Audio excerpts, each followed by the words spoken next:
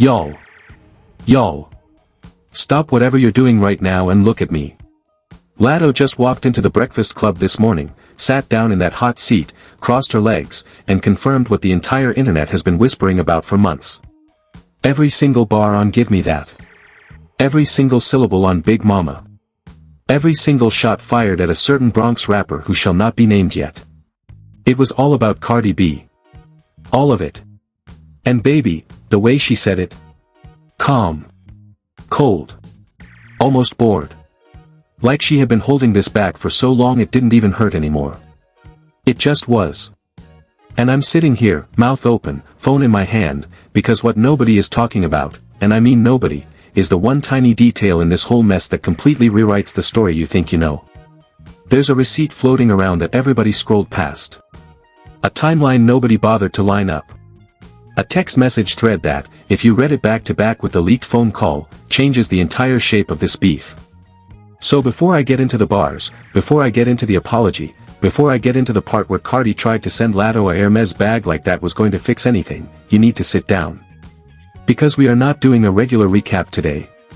We are doing the forensic, line by line, receipt by receipt, breakdown of how two of the biggest women in rap went from texting every day to side-eyeing each other on national radio. And by the end of this video, you are going to understand exactly why Latto refused that bag. Exactly why Cardi keeps apologizing in public. And exactly which one of them, and I'm going to say it plain, is actually telling the full truth. Let me set the scene for the people who somehow missed the first round of this saga.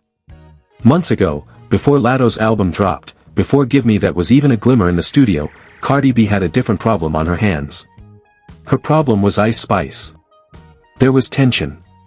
There was attitude. There was a phone call. And on that phone call, Cardi was not in apology mode. She was in war mode. She was hot. She was loud. She was talking about showing up wherever Ice Spice was and handling the situation in a way that I cannot legally describe on this channel. And in the middle of that rant, in the middle of her venting to whoever was on the other end of that line, Cardi dragged a name into the conversation that had absolutely no business being there. She said, and I am quoting the leaked audio as cleanly as I can, that she was not Latto. That she would beat somebody up. That she was not soft. And the implication, baby? The implication was that Latto was. That Latto had let something slide. That Latto, in Cardi's words during a very heated moment, was not built like her. And the second that audio leaked, the internet did what the internet does. It snatched the clip, slowed it down, ran it back, posted it on every timeline, and waited. Now here is where most recaps stop and start talking about the apology. But I want you to pause with me for a second, because the timing of what happened next is the entire story. The clip leaked. Cardi went on X within hours. She typed up a public apology. She offered to buy Latto a bag. She made it loud, she made it visible, she made it a whole performance. And on the surface, that looks like accountability. That looks like a woman owning what she said. That looks like the right move. But Latto's response, which she finally laid out in detail this morning on The Breakfast Club, tells you something completely different. Latto said, on that radio, very calmly, that she and Cardi were on a texting basis. Not just industry mutuals. Not just two rappers who nod at each other at award shows. They were texting. They had each other's numbers. They were in each other's phones. And when Cardi said what she said about Latto on that call, Cardi did not pick up the phone. Cardi did not send a text. Cardi did not reach out to the friend she had in her contacts before the clip leaked. Cardi reached out to the public. After. And that, right there, is the splinter that turned this whole thing infected. Because here is the question nobody on the timeline is asking. If you had a friend's phone number, a friend you texted regularly, a friend who you say you had love and respect for, and you said something nasty about her behind her back, and that thing got recorded, what would you do? Be honest with yourself. You would call. You would call before the world saw it. You would call and you would say, hey, I said something I shouldn't have, I want you to hear it from me before you hear it from a screenshot. You would not draft a tweet. You would not go shopping for a designer bag. You would dial. And the fact that Cardi did not dial, the fact that Cardi only moved when the clip went viral, is the receipt that Latto has been holding the entire time. That is the thing she has been chewing on for months. That is the thing that turned a heated phone call into a full song on a full album with a full Hermès reference baked into the bar. Latto did not write "Give Me That" because Cardi said a mean thing. Latto wrote "Give Me That" because Cardi said a mean thing and then handled the cleanup like Latto was a stranger. And listen to the bars. Really listen. Because Latto did not come out swinging like she was trying to end Cardi's career. She came out swinging like a woman who had been embarrassed and decided she was going to repossess her own dignity in 24 bars or less. She said she got a Hermès store in her closet. She said the talk of buying Big Mama a bag was funny because her own money already bought it. She said her ends ain't coming off racks.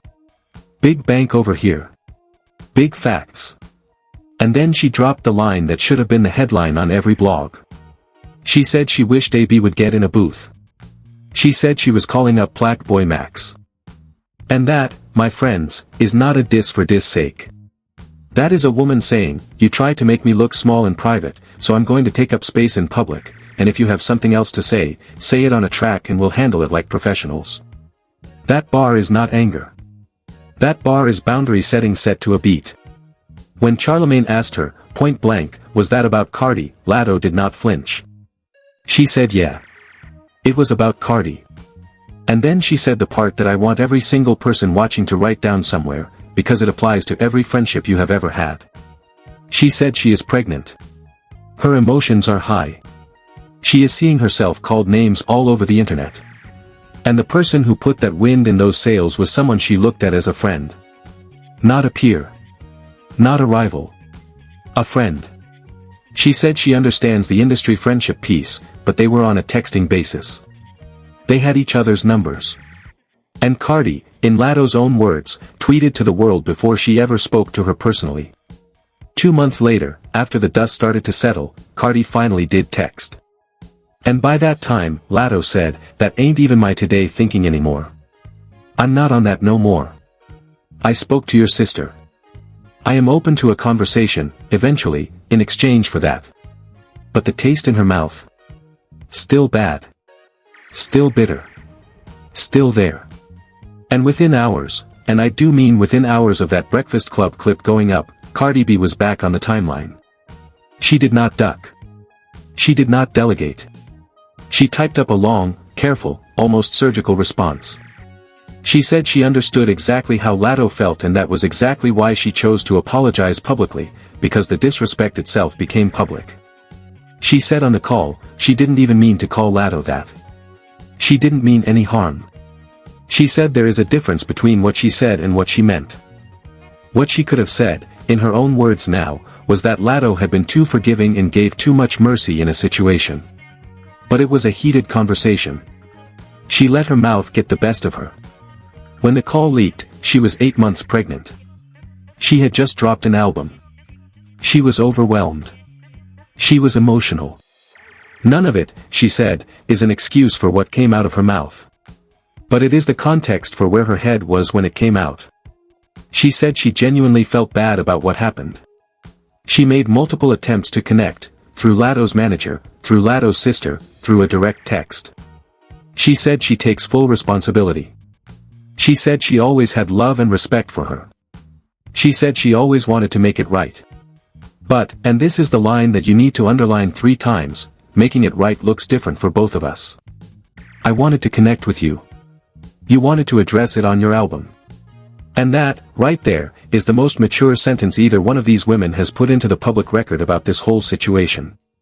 Because Cardi is not wrong. Cardi is not pretending she didn't do it. Cardi is not playing victim. Cardi is saying out loud, I made the mess, I tried to clean it up the way I clean things up, and you decided to clean it up the way you clean things up, and both of those things are allowed to exist. That is humility on a microphone. That is accountability without spin. That is a grown woman saying, I get it, even if I don't like how this lands for me. And as much as I am Team Latto on the question of whether she has to forgive, because she absolutely does not have to forgive anybody on anybody's timeline but her own, I have to give Cardi her flowers for the way she has handled the public side of this. Because most people, when they get caught, double down. Most people lawyer up. Most people post a notes app non-apology and lock the comments. Cardi has done the opposite.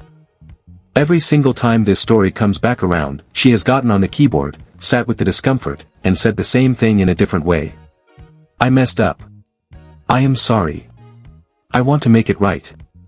But, and this is the part the timeline keeps skipping, apologizing is not the same as being forgiven.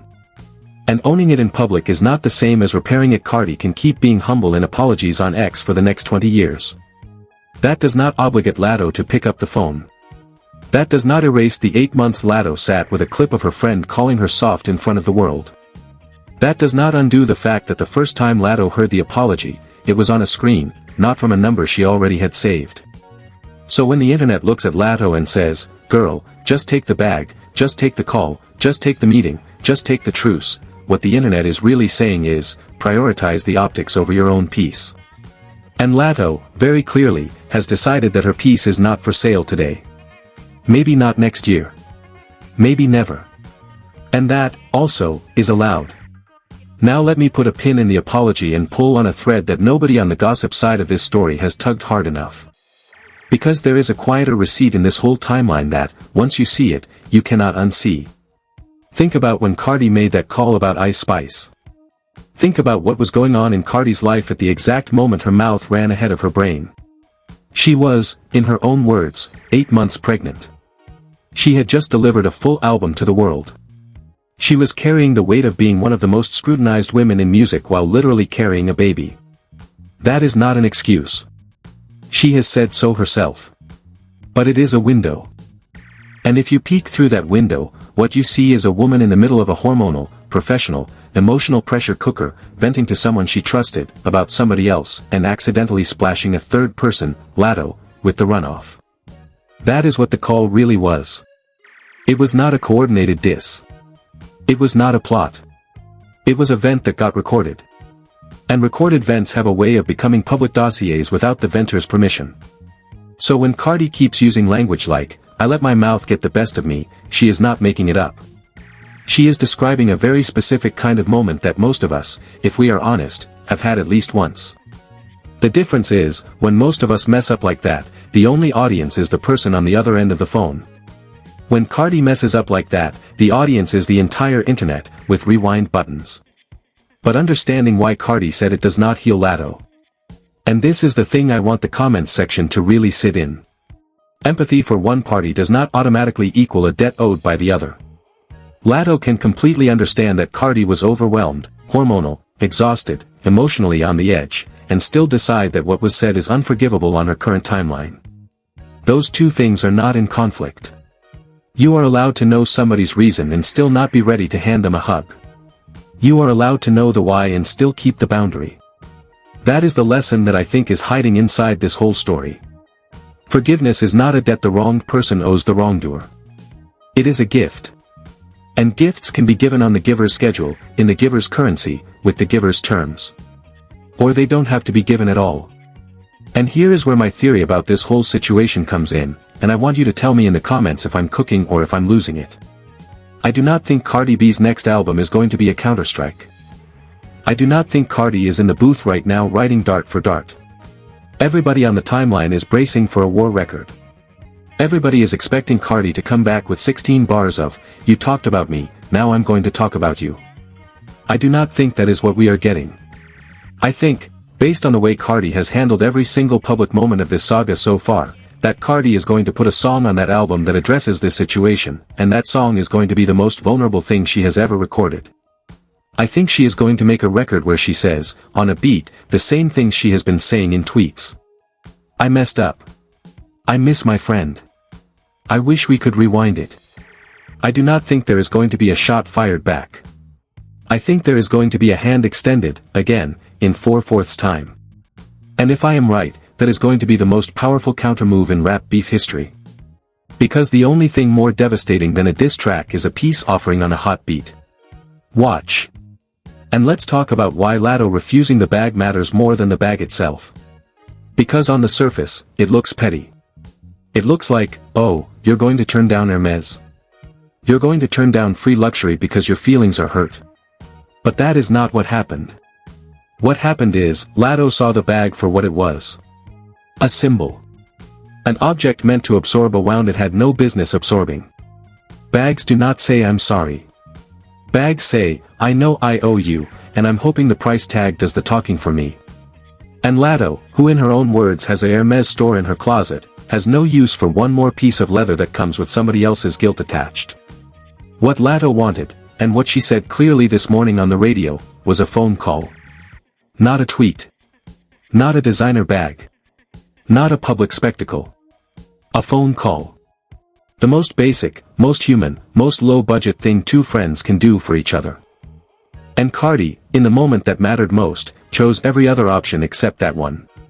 So when Latto said, keep the bag, what she really said was, you cannot buy your way back to the texting list. You have to walk back. And walking back takes courage that no amount of money can fake. Now to the people who keep asking, why didn't Latto just call Cardi out when it happened? Why did she sit on it for months and then drop a song? Why didn't she handle it in private? I want you to think really carefully about what you are asking. You are asking a woman who was publicly disrespected by a friend to do the labor of private confrontation, again, on the wrongdoer's timeline, in the wrongdoer's preferred format, with the wrongdoer's preferred volume. That is not friendship. That is unpaid emotional consulting. Latto did not owe Cardi a private confrontation. Latto did not owe Cardi a polite text. Latto did not owe Cardi the chance to control the optics of the apology. Latto owed Latto. And Latto, in her own time, in her own studio, in her own bars, owed herself an album that said, I am big, I am rich, I am here, and I do not need your designer guilt trip to remind me. That is what Big Mama is. That is what Give Me That is. Not a diss record. A self-repair record. With a clear address on the envelope. So here is what I think happens next. I think Cardi drops her album by the end of the year, and I think there is a song on that album that talks about this exact moment, and I think it is going to be soft, and honest, and a little bit broken, because that is the Cardi we have seen apologizing again and again every time this story resurfaces. I think Latto is not going to respond. Not because she is petty, not because she is bitter, but because she has already said what she had to say on Big Mama, and her next move is not about Cardi at all. It's about Latto's bag, Latto's bars, Latto's baby on the way, Latto's life. I think the texting list does not reopen this year. I think it doesn't reopen next year. I think one day, maybe in a green room at an award show, maybe at a hot girl summer night out, maybe in a DM that nobody screenshots, there will be a conversation. And I think both of them will be older, calmer, and maybe a little wiser by the time it happens. But it is not happening on the timeline the internet wants. And honestly, the fact that it is not is exactly why I trust both of them. Now let me back up and zoom in on the bars one more time, because I do not think y'all are listening to what Latto actually put on that record. People here give me that and they think, oh, it's a flex record, she's just talking about money, she's just talking about Hermès, she's just talking about her bank account. No. No, no, no. Listen again. When she said she got a Hermès store in her closet, she was not just flexing. She was directly answering the offer Cardi had made on X. Cardi said, in public, let me buy you a bag. Latto said, on a record, my closet looks like a Hermès store. Read that exchange back to back. That is not a coincidence. That is not a flex. That is a surgical, premeditated, point-by-point response, delivered in the format Latto chose, on the timeline Latto chose, with the audience Latto chose. The bag offer was the question.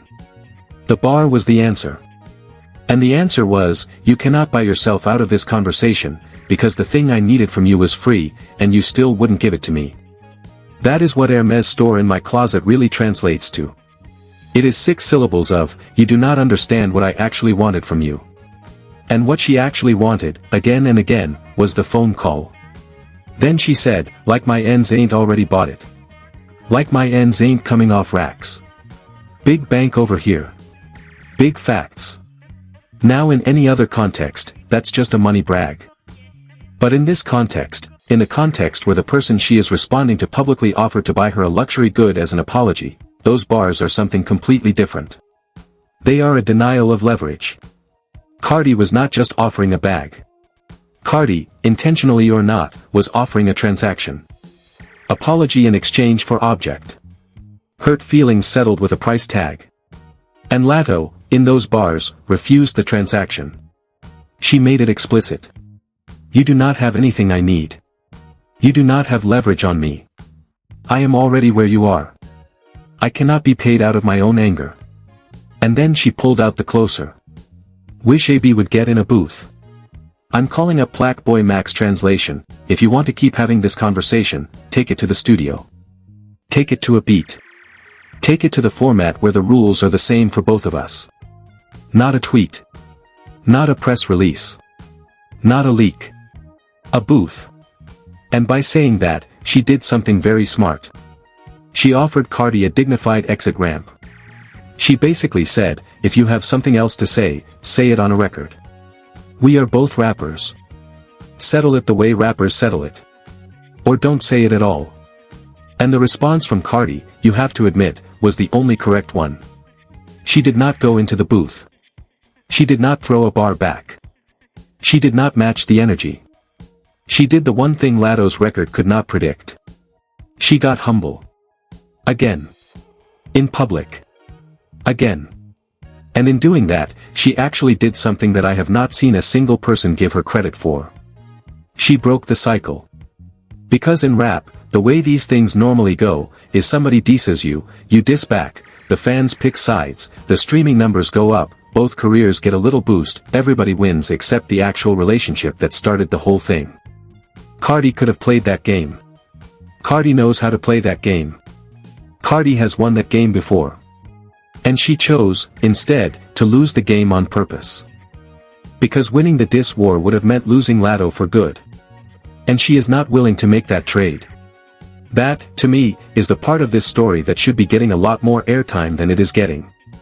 A woman with a reputation for going 0 to 100, with a track record of saying whatever comes to her mind on the timeline, with a known willingness to mix it up, chose silence. Chose accountability.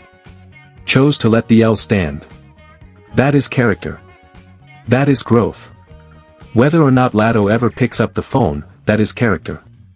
Now I want to talk about the Ice Spice piece, because I have not seen anybody connect these dots the way they need to be connected. The whole reason this call existed in the first place, the entire reason Cardi was on the phone in that energy in that moment, was Ice Spice. Cardi was upset about something between her and Ice Spice. Cardi was venting about something between her and Ice Spice. And in the middle of venting about Ice Spice, she splashed Latto. So when we are mapping this beef, we have to remember that Latto was not even the topic. Latto was the collateral. Latto was the example Cardi reached for to make a point about somebody else. And that, in some ways, makes the hurt worse, not better.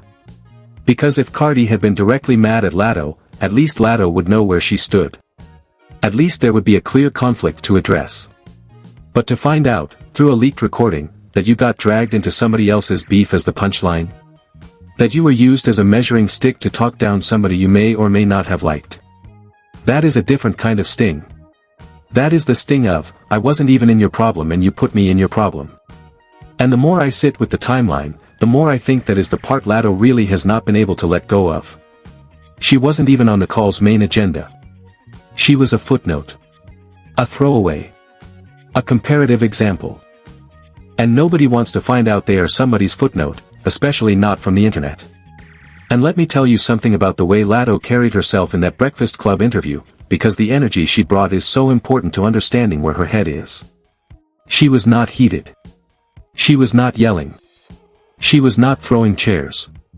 She was sitting in that seat, hand on her stomach, calm as a Sunday morning, talking about being pregnant, talking about her emotions being high, talking about the fact that she does understand the industry pressure piece. She gave Cardi grace in her tone even while she was holding Cardi accountable in her words. She said, I understand we both move in this industry. I understand things get said. I understand how the machine works. But, and this is the pivot, we were on a texting basis. That little qualifier, that little but, is doing all the heavy lifting in the entire interview. Because she is saying, I would have understood this if we were just industry. I would have understood this if we were just two girls who nod at each other at the BET Awards. But we were not. We were past that. We were past industry. We were on a level where my number was in your phone. And the rule on that level is different. And you broke the rule on that level. That is not yelling. That is not bitter. That is precision. That is a woman who has had months to think about how she wants to articulate exactly what went wrong, and she pulled the trigger at exactly the right altitude. And the part where Charlamagne asked, "Would you be open to a conversation?" Pay attention to the way she answered. She did not say no. She did not say never. She did not slam the door. She said, "Yeah, I am open," in exchange for that. And then she trailed off. She did not finish the sentence. She left it open. In exchange for what, Latto? What is the price of admission for this conversation? She did not tell us. And I think she did not tell us because she does not know yet herself. And that is the realest thing anybody in this entire story has said. She is not pretending to have the answer. She is not setting impossible conditions. She is saying, "I am willing, but I have not figured out what would make me feel safe enough to sit down. And until I figure that out, the conversation cannot happen." That is the most emotionally intelligent thing I have heard come out of a Breakfast Club interview in years. She is not closed. She is not pretending to be closed. She is honest about being unfinished. And meanwhile, Cardi's response, the long apology she posted within hours, also deserves a second look. Because the language in that apology is so specific, and so careful, that I think people are reading right past the most important part. She said, "What I could have said was, you were too forgiven and gave too much mercy in that situation." That sentence, right there, is doing a lot of work. She is saying, in retrospect, the point I was actually trying to make about you was a compliment. I was trying to say you have a soft heart. I was trying to say you give people too many chances. I was trying to say you are merciful in a world where mercy gets people stepped on. And in the heat of the moment, I dropped the compliment and reached for the insult, because the insult was faster, and louder, and easier to vent with. So I called you something you are not, when what I meant to say was something you are. That is a confession. That is a self-aware confession on the public record. That is Cardi saying, "I know what I meant, and I know what I said, and they were not the same thing, and that is my fault, not yours, not the moments, not the pregnancies. Mine." And again, Cardi may have been wrong in the original call, but in the apology she is showing growth that most people in this industry never show in their entire careers. But here is what gets me. Here is what I keep coming back to. Even with all of that accountability, even with all of that public humility, Cardi cannot make Latto unhear what Latto heard. There is no apology good enough to delete an audio file. There is no apology good enough to roll back the 8 months Latto sat with this. And there is no apology good enough to undo the order of operations, which was, said the thing, got caught, apologized in public, then went looking for the friend in private. That order of operations is the problem. Not the words. Not the bag. Not the volume. The order. Because in friendship, the order of who hears what, and when, is the entire architecture of trust. Friends hear things first. The public hears things second. When that order flips, when the public hears about you before your friend hears from you, your friend has been moved, in your hierarchy, from the inner circle to the outer ring. And you do not get to move them back by saying "I'm sorry" loud enough. You get to move them back by doing it differently next time. And there will not be a next time on this particular wound, because the wound only happens once. So all Cardi can do now is wait. And in the meantime, she has done everything else right. Which is, frankly, more than most of us would have managed under the same circumstances. Now I want to zoom out and talk about something this whole situation is teaching us about being a woman in hip-hop in this exact era. Because the truth is, both Cardi and Latto are operating in an industry that is set up to pit them against each other from day one. The blogs want a beef. The labels want a moment. The fans want a winner. The algorithm wants a clip. And the girls at the top of this genre have had to learn, often the hard way, that the most radical thing they can do for their own peace is refuse to participate in the war the internet wants them to fight. Cardi has been refusing. Latto, in a different way, has been refusing too. Because if Latto really wanted a war, the bars on Big Mama could have been 10 times nastier. She could have come for Cardi's relationship. She could have come for Cardi's family. She could have come for the moments in Cardi's life that have been chewed over publicly for years. She did not. She came for the bag. She came for the apology. She came for the exact terms of the conflict and nothing else. That is restraint. That is class, even when it is dressed up as a flex. So when people in the comments say, "Oh, Latto went too far, she should have just handled it privately," I want you to look at what she actually said versus what she could have said, and then tell me with a straight face that she went too far. She drew a line. The line happens to be in 24 bars. But the line is exactly where it needs to be. And not one syllable past it. And here is another piece of this that nobody is putting in the headlines. Both of these women are pregnant or postpartum in this whole conversation. Cardi was 8 months pregnant when she made the original call. Latto is currently pregnant during the interview. We are watching two women, in two of the most physically demanding chapters of their entire lives, navigate a public beef on national radio and on a chart-topping album, while their bodies are doing the hardest work bodies can do. And nobody is talking about how that context shapes everything. The hormones. The exhaustion. The anxiety. The overprotectiveness. The way pregnancy can crack open emotions that you thought you had under lock and key. The way postpartum can make every old wound feel like it just happened. We are watching two pregnant or recently pregnant women have a conversation about respect, in public, on the biggest stages in their genre, with the entire world watching, and they are doing it with way more grace than the entire internet is giving them credit for. Compare this to any beef between two male rappers in the last 20 years and tell me with a straight face that the women in this genre do not handle conflict better. They do. They always have. And this saga is proof of it. Now let me say one more thing about the timeline that I think is going to be misunderstood for years if I don't put it on the record right now. When Latto said Cardi texted her 2 months later, and by that point Latto was not even thinking about it anymore, that is a very specific kind of emotional truth, and I want to unpack it. Because what Latto is describing is not a closed door. It is a moved door. 2 months ago, when the wound was fresh, Latto needed something specific from Cardi. A phone call. A direct, unfiltered, vulnerable, in person or on the phone admission. That window existed. That window was open. And Cardi missed it. 2 months later, by the time Cardi did reach out, the window had moved. Latto had already done the emotional work of compartmentalizing the wound, putting it in a song, putting it on an album, putting it in the world. She had moved on, not in the sense of forgiving, but in the sense of repurposing. She had already turned the hurt into product. She had already monetized the pain into bars. And once you have done that, the original conversation does not fit anymore. You cannot have a heart-to-heart about a wound that has already been processed into a hit single. The conversation has to be a different conversation now. It has to be a, where do we go from here conversation, not a, what just happened to us conversation. And those are two very different temperatures. And Latto, very honestly, said, by that time, I wasn't even on that no more. Which is just another way of saying, the door you knocked on is not in the same hallway anymore. You're going to have to come find the new one. And I'm not going to draw you a map. So when Latto says she is open to a conversation, in exchange for that, what I think she is really saying, even if she has not put it in those exact words yet, is that Cardi is going to have to demonstrate, in real life, off camera, off Twitter, off the radio, that she understands the size of the wound. Not by writing more apologies. Not by sending more bags. Not by texting more sisters.